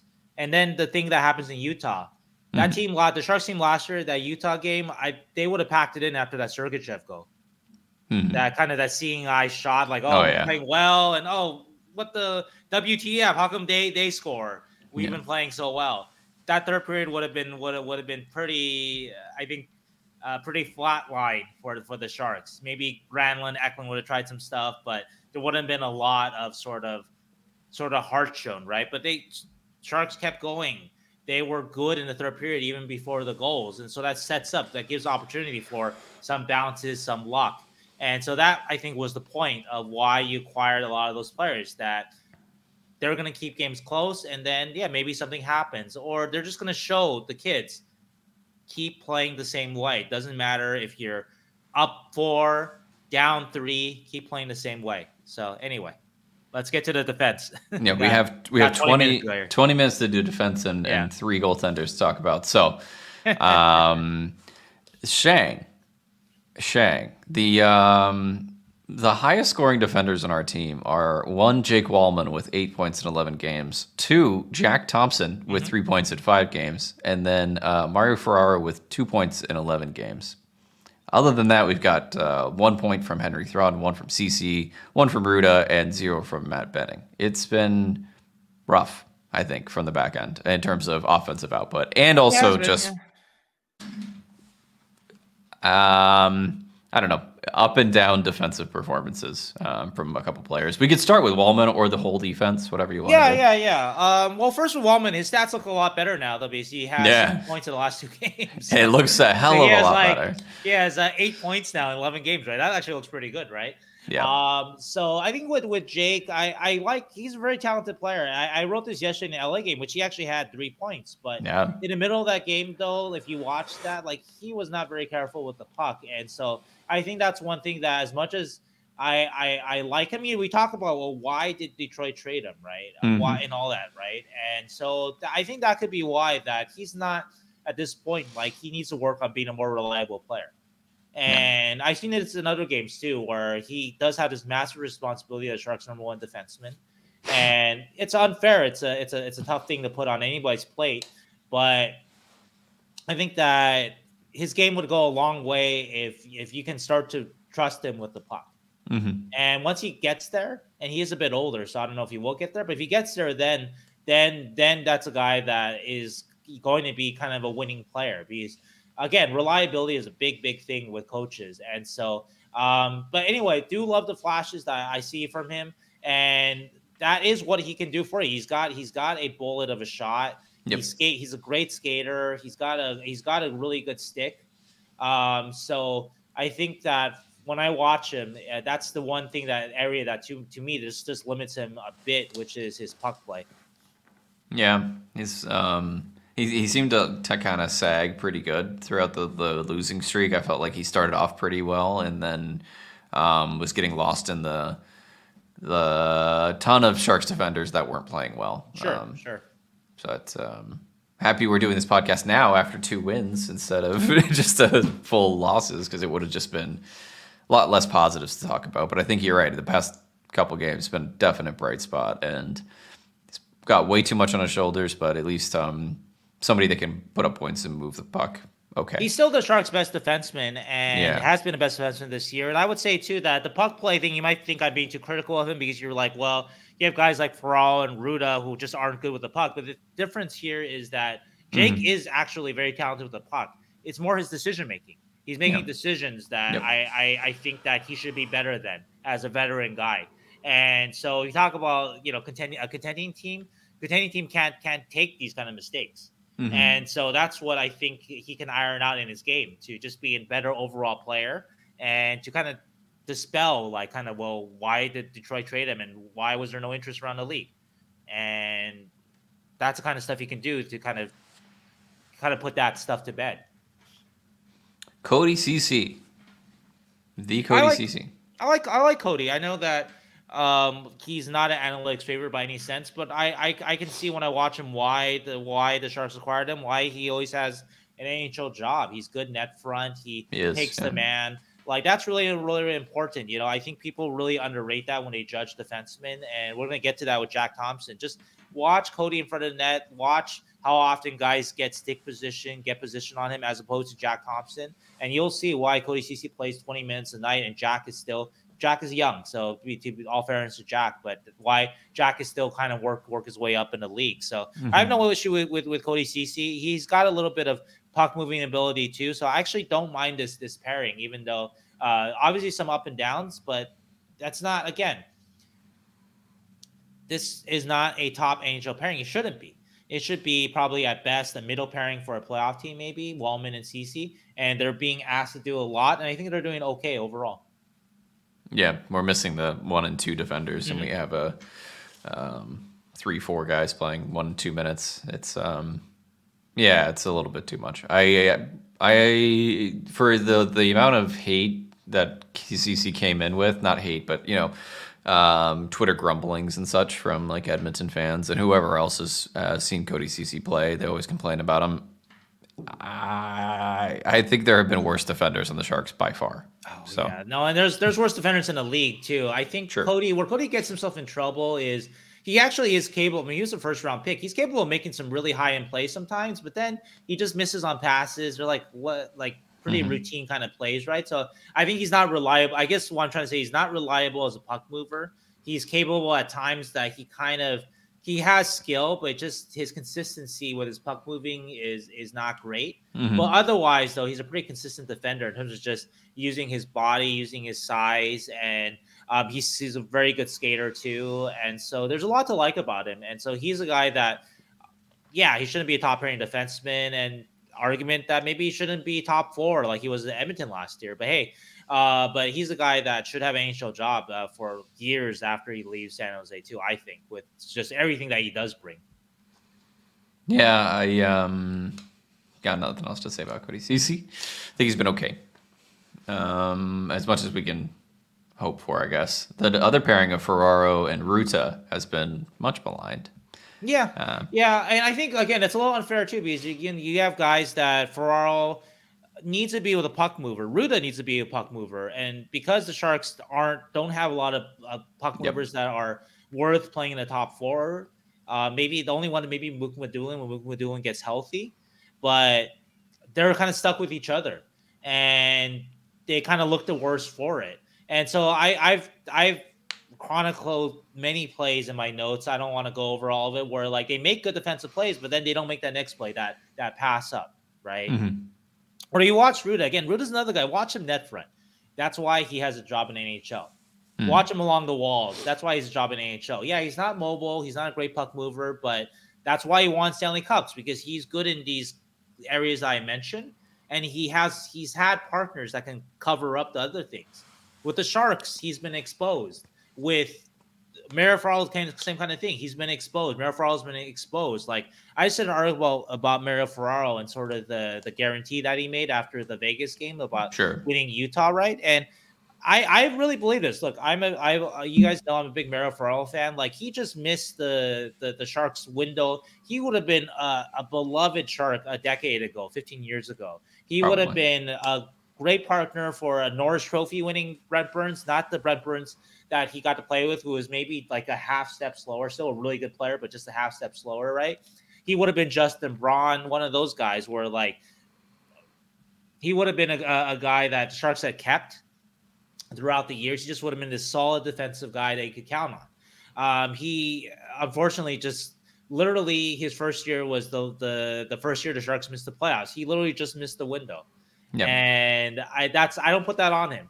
I think that he's still a really good player, and he just has been through a lot where he's been asked to do a lot more than than he should have been asked to do, really. And so I meant people made fun of it, but he's a winner. He absolutely is a winner.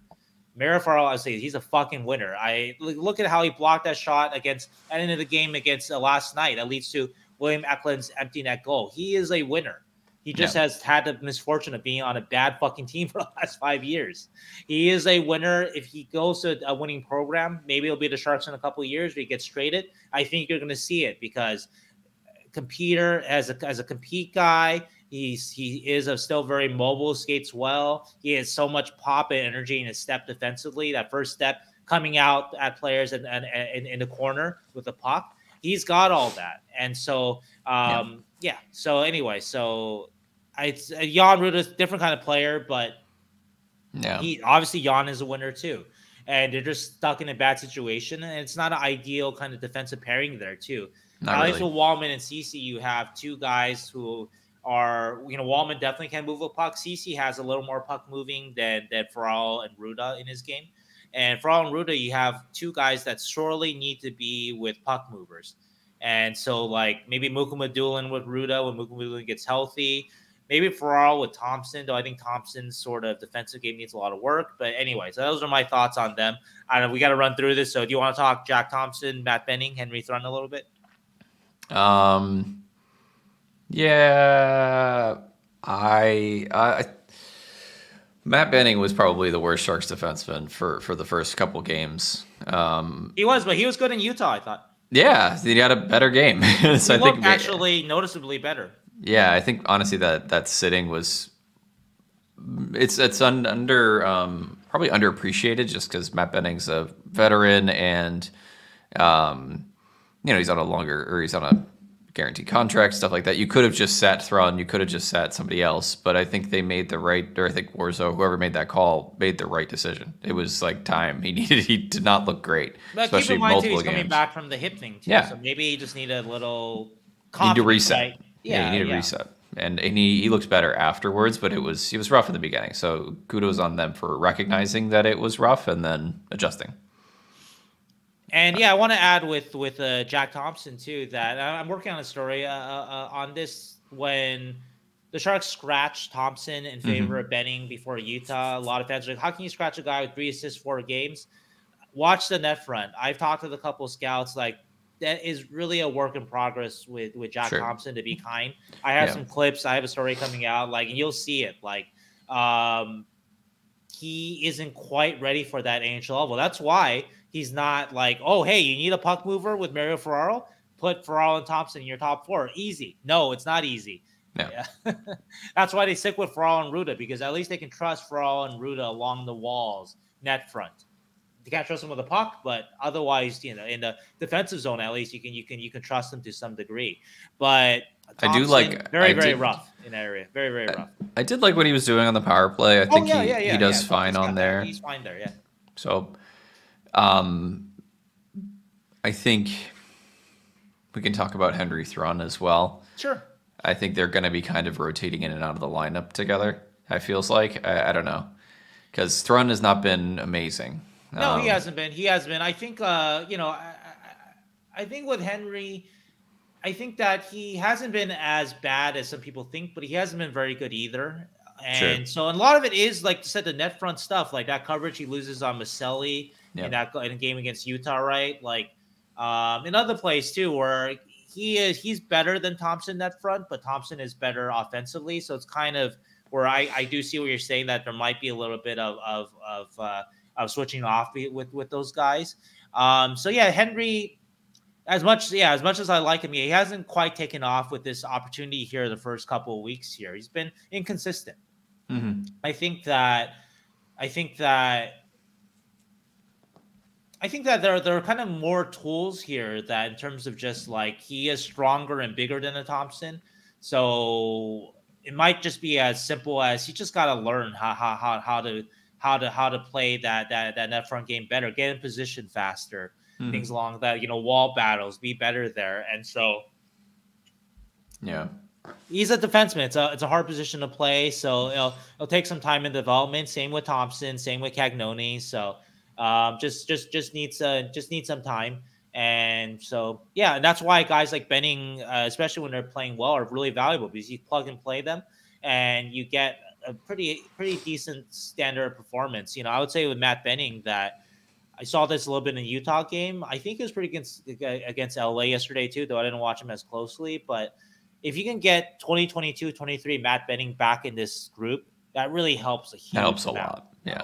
A lot. Just you get a professional defenseman, and Matt's a better puck mover than I think Ferraro and Ruda too. So then you can maybe play Ferraro and Benning together, and that could be a valid, not an ideal, but a valid pairing, NHL pairing. Then you're gonna get a better results from your defense too. So hopefully Matt can get back to that. And I liked what I saw in the Utah game a lot. There's a reason why he came back in the lineup. And I do think that's run because he's been every game that he's played, he's been a minus pretty much. He had 2 games where he was a 0, and then obviously plus minus is its own stat, but he's only playing 13, 15 minutes a night, and he leads the Sharks on and minus with -9. So it's not looking good, but the Thrun Benning pairing itself just wasn't working. So it'd be interesting to see Thrun outside of Benning for a couple more games. Benning up maybe. And yeah, I mean, the minus is a very limited stat, of course, but there were a couple that definitely directly related to Henry. And so that's just something that he's got to work on. So, and that's okay. He's a young defenseman. I think I wrote this in one of my stories. Like, I don't know if there's a harder job in the NHL the last couple of years than to be a defenseman for the Sharks. Yeah. No. And so I have a lot of sympathy for guys like that, as you can tell for Ferraro, for Ruda, for CC, for Thrun. Guys are thrust in these positions, and your forwards aren't helping you out. Granted, this year they are helping out a lot more this year, but last year was hard. And so I don't judge. Like Mario Ferraro had an ugly minus last year, I'm sure, right? I think Mario, obviously I've said many times, is a much better player than that. I don't put it on him.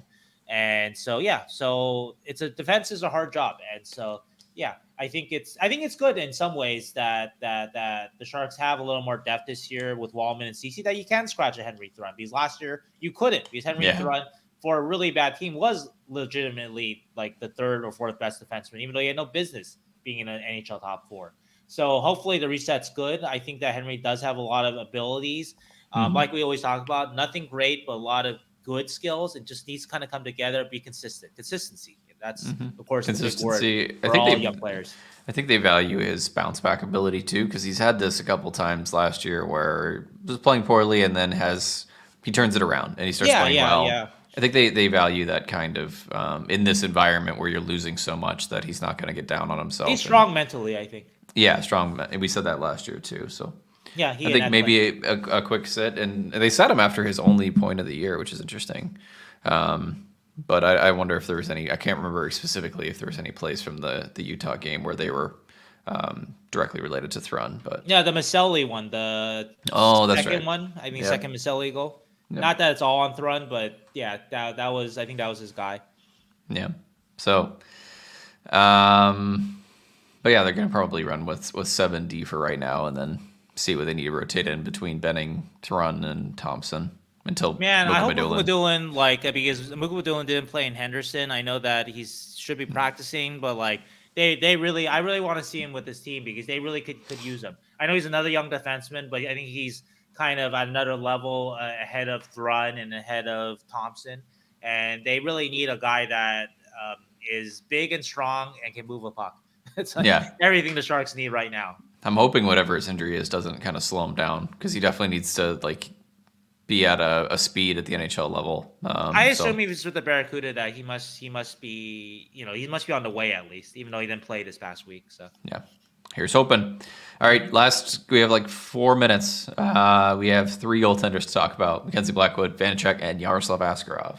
Yeah, I just want to make the large point that I've talked with a couple people, and everyone thinks that Askarov is the best goalie in the organization. Probably. And so I think the Sharks are in an interesting position here, because I think they want the Barracuda to do well, for one thing, right? And so there is value in having Askarov lead the team to whatever, the division or whatever, right? And then a playoff, have a strong playoff run. But there's also an argument that if he's your best goalie, that he should be up here. And the Sharks aren't quite the disaster area defensively that they were last year. And so it's not like Ashcroft's necessarily going to be facing 40 shots a night. There are going to be nights where he will, if he were up here, just like against Winnipeg and Vegas, right? Where the Sharks no-showed those games. But I think that at this point we can't stop talking about last year a little bit, because I think that this is a noticeably better defensively, more competitive team. They're not just giving up, which just seemed like they were doing at a lot of last year.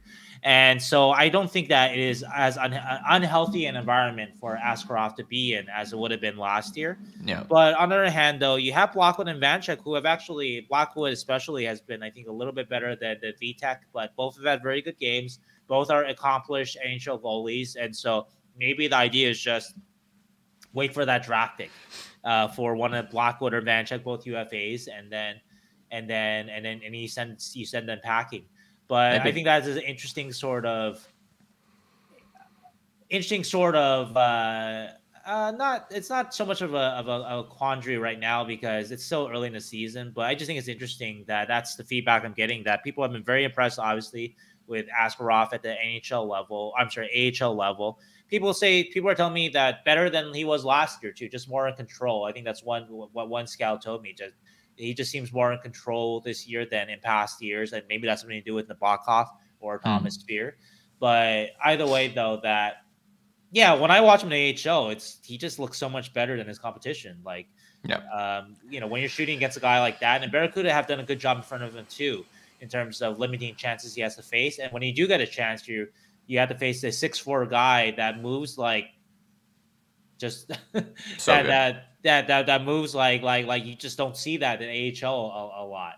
And so anyway, I think that the Sharks are in that. It's a good problem to have, where you have two NHL caliber goalies in your lineup right now, and you have one who's arguably better than them waiting in the wings. So I think probably the ideal scenario is for Blackwood and Vanchek, one of those guys to really both of them to start playing well. You can flip one of them at the deadline, and then Askarov comes in around that time. I think that's probably the most ideal kind of situation. This has been like a couple times this year where, and I didn't really think this last year, we keep bringing up last year, but a couple times this year where I'm like, if they had better goaltending in this moment, I think maybe they could compete in this game. And it's not because I think Blackwood and Vanchek have been horrible, but they've had good games and bad games, but just like, it seems more like, that was a bad goal to let in. I think or bad timing, right? So a lot more of that this year, where I think honestly, it's not like the goaltenders are stealing every game and the Sharks defense are leaving them out to dry. It's honestly some of it's kind of come back to the goaltending. So I do wonder if Askarov is possibly going to get some call up time. We'll see, but you're right. Hopefully they go that route and trade one of them to the deadline, and then we see Askarov. Yeah, I will say that I do agree with you. I have the confidence that Askarov could have made a difference in the record this year. Yeah, not like a huge difference. I'm not saying that he's a Vezina guy walking into the building, but he looks very, very good, and he's one of those guys. Like, I am super cautious about. People ask me, "Oh, should we? When the Sharks were 0-7-2, should the Sharks top any of the Barracuda?" And I'm like, no, like, don't put it on Cagnoni or Graf to save yourself. That's really the worst thing you can do to those kids. Yeah. But Askarov is the exception. I feel like maybe there is actually a possibility where like he's a guy that can win games by himself. And I think Cardwell is a different kind of exception too, whereas Cardwell, just because Cardwell can play a specific role, less leveraged role, so that was a little bit of exception to that. But anyway, and the optics look different too, right? Like if you're calling up Askarov to help you win games because your goaltender is playing poorly, even if he plays poorly and he gets sent back down, it's not like you ruined him, right? Like he's coming up to try and see if he could just like string some wins together. And I don't feel like it would hurt his confidence if he got sent back down. No, it wouldn't. But hey, good thing the Sharks aren't that interested in winning this year. So maybe a couple more. A couple more would be nice. Couple more. They've gotten two. Now they got the taste of it, and what 2025 draft, baby. We'll talk about that pretty soon, I think. So we'll have some updates, and yes, we'll start Tankathon soon, probably. Yeah. All right, everybody. It's time to go. We will see you all next week. Farewell. Yep. All right, bye, I don't know the everybody. rest of the song. Me either. Bye, everybody. It's time.